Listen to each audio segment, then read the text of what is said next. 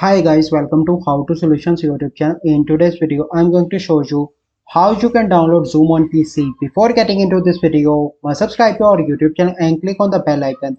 The first step is you need to search in Google Zoom and open Zoom. Once you open Zoom, that is zoom.us, you simply need to scroll down and click on this download. And now you can see that here an option of download. Click on that option. And now you can see that the Zoom is downloading so wait for a few seconds, and once it is downloaded, and then I'm going to show you the next step. So this is in download, so let me find this. So it is now downloading, so wait for a few seconds. Okay, now it is completed.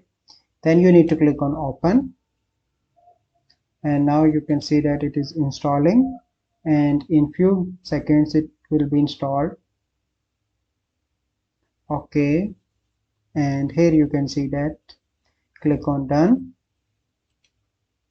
Okay, and here you need to click on sign in, and here you need to put your detail, your password, and click on sign in. So this is a process by which you can download Zoom on PC.